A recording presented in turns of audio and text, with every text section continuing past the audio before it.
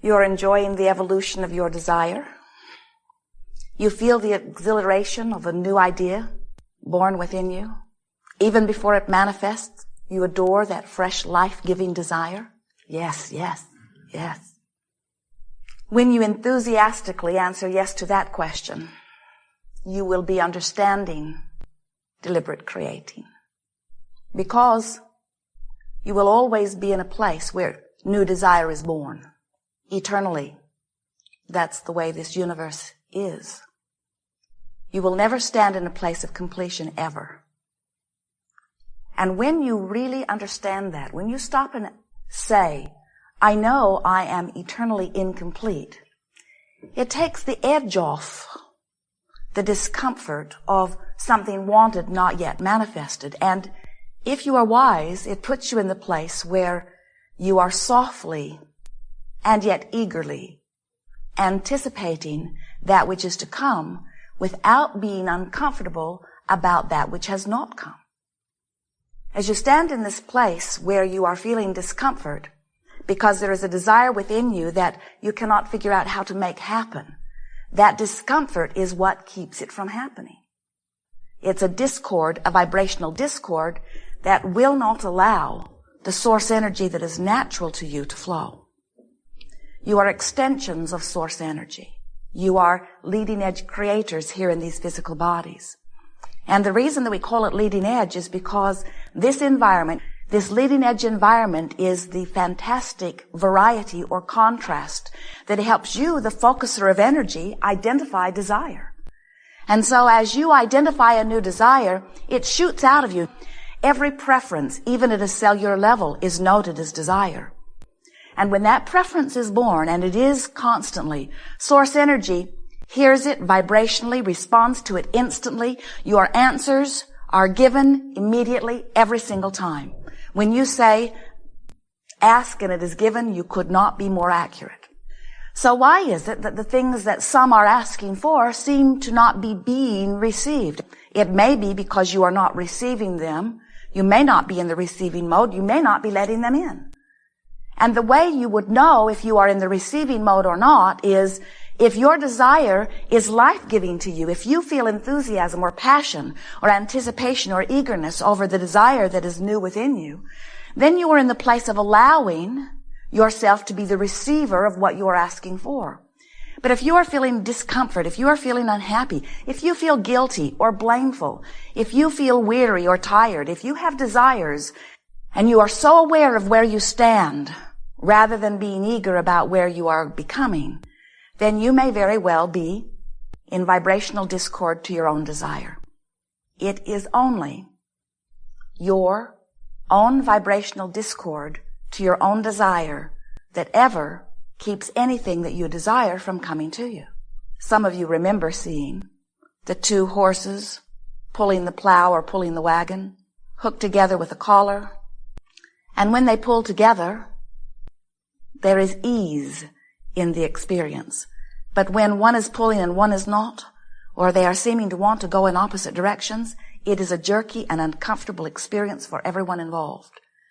And what we are wanting to help you to realize is that you are both of those horses within you. In other words, when your desire is moving in one direction, but your belief or expectation is moving in another, you are having an uncomfortable experience. So as we call this gathering the art of allowing, what it is really about is helping you to discover how to allow your own desires, how to allow yourself to be in any moment the pure positive extension of source energy that you really are. And you can tell by the way you feel how you are doing in that. When you are in alignment, you feel wonderful. That's what ease feels like. That's what exhilaration feels like. That's what passion is, or clarity, or vitality, or enthusiasm. That's what that feeling of well-being is. When you feel guilt, or anger, or frustration, or loneliness, or defeat, or fear, or any of those negative emotions, what it always means is, in this moment, you are giving your attention to something not in alignment with what you are wanting. So, here you are in your physical experience, and what you give your attention to certainly affects your vibration, because as you give your attention to anything, you offer a vibration that matches it. But we notice that your vibration is not only about what you are observing in your now, that sometimes you are carrying over sort of habitual vibrations from before. You call those beliefs. We call it a continuing vibration. And some of those vibrations serve you very well. In other words, some of your expectations serve you. Most of them do, in fact. But there are some vibrations, some expectations, some ways of looking at life that you are holding that are not serving you. And you can tell which ones they are because when you are focused there, you feel negative emotion. As you have experiences, even at early ages, you learn patterns of thinking, patterns of approaching things. You literally pick up the way you respond to things from those around you, from what you hear, from teachers, from friends, certainly from your parents, from each other. And some of those patterns of thought, as you chug along with them now, cause you to be a vibrational match to what you want. But some of them do not. So what we are suggesting is that it would be extremely valuable to you if you were to begin to practice some exercises where you could choose what you want to be active within you, where you activate vibrations within you and practice them on a regular enough basis that you get this sort of momentum, vibrational momentum going so that it is less likely that you will stumble upon those old thoughts. When you go home, for example, and you see the familiar places and you hear the familiar words and you hear the familiar voices, it is a very normal thing for things that may not have been active within you for some time to become activated again. And we want you to not be fearful about anything that's activated within you because you certainly have the ability at any time to give your attention anywhere you want. We suggest a process that we are calling virtual reality. You may have used something similar to it under the name of creative visualization or using your imagination, for certainly it is all of that. But the game or process of virtual reality goes like this. You choose a place, some place that you feel are very good odds of you feeling good when you go there in your mind. So you pick a place, you pick a time of year, you pick a time of day, you begin to observe what's around, whether it is flowers or mountain streams or wildlife. You decide how you feel, or you observe from your feeling place inside your vision how it feels to be there, and articulate it if you can, or at least ponder it. You don't have to bring anyone else into your virtual reality, and sometimes it's better not to, but you get to decide. So bring someone with you, give them a good mood, acknowledge your good mood, speak a few brief words, and then leave your virtual reality. The process works best if it's about 30 seconds long. In other words, get in, feel good, get out. After a series of these virtual realities over a period of few days, what will begin to happen is you will begin, oh, it is so good. You will be the one who sets the tone within you. In other words, rather than letting something that happened when you were a child still be the reason for the dominant vibration within you, rather than letting the financial hardship of your parents still be the vibrational basis on which you are disallowing abundance into your experience, rather than allowing some abusive relationship of the past of setting the tone for what you let in or don't let in your experience, you decide here and now, you say, I'm going to set the tone of my own vibration. I am a vibrational transmitter and receiver. I am an extension of source energy. I am on the leading edge of thought. This variety is giving me all kinds of clarity about what I want. It is time for me to choose how I offer my vibration, because you can choose a thought that puts you in the place of allowing what you are wanting, or you can choose a thought that does not put you in the place of allowing what you are wanting. But the most important thing that we want you to hear is you are choosing the thought. Many of you are not deliberately choosing thought. In other words, you'll say, there is some factual thing in my life. Something is happening with my mother and I cannot help but notice it. Or something is happening with my finances and I cannot help but notice it. I have to face reality. And we say, sometimes you do, but not all the time. And if you will give yourself a vacation from the reality that you are facing, then you will give yourself a vacation from the vibration that is holding you in the place of not letting in what you want.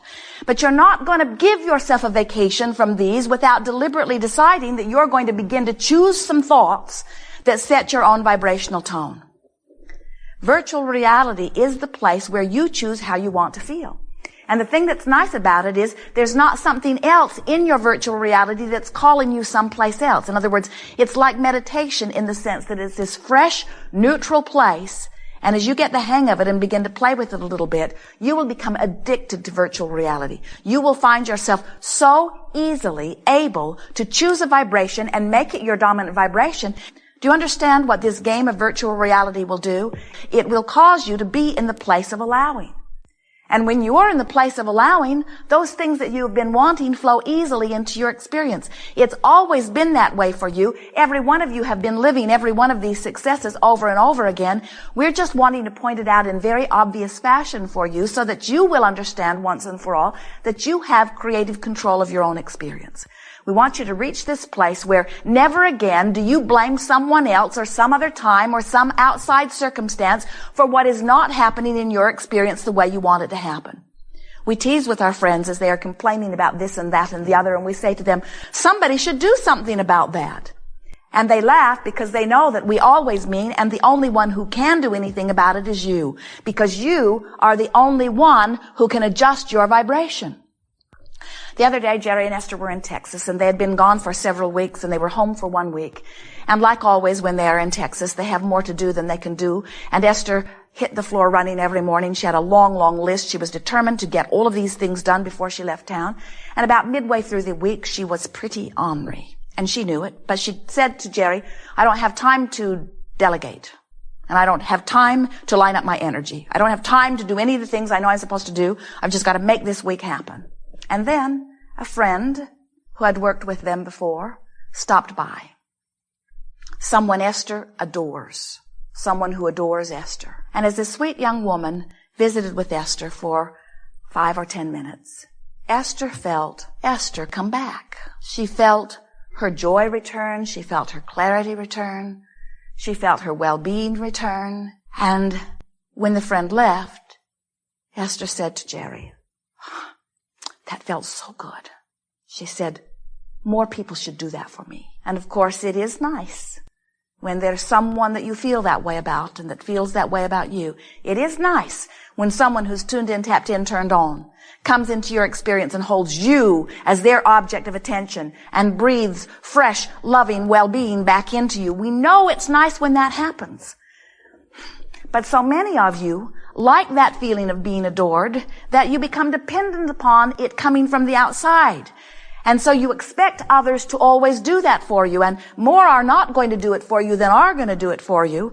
And it's time for you to become independent of that. In other words, it is true you are uplifters, and it is delicious when you do that for someone or when they do it for you. But when we say someone should do something about that, we're talking about you. And this game of virtual reality is the best tool that we've ever seen utilized by you that will cause you to teach you that you can choose your vibration. Esther, in the first days of playing with it, got all worked up one day and she said, I can damn well choose what will be my dominant vibration. It's time for me to choose what is my dominant vibration. I'm not going to let it be something that's happening someplace else. I'm not going to let it be something that's happening in my neighborhood or in my community or in the Middle East. I'm not going to let others in whatever mess they've gotten themselves in, even if it is someone I adore like my parents, I'm not going to let that set my tone. Now, Esther was not exactly tuned in, tapped in, turned on as she was speaking in that way, but she was very much in stage 1 of making the decision. The rocket of desire was bubbling within her. And when the rocket shot out, she said, I can choose how I feel. I can choose what I think about. And then she set out to do it. She has the good fortune of driving 400 or 500 miles nearly every day. And while they are driving, it is a very nice time. Esther gets behind the wheel of the big monster bus. Jerry goes in the back and puts his headphones on and works on whatever he's working on, and Esther does virtual reality.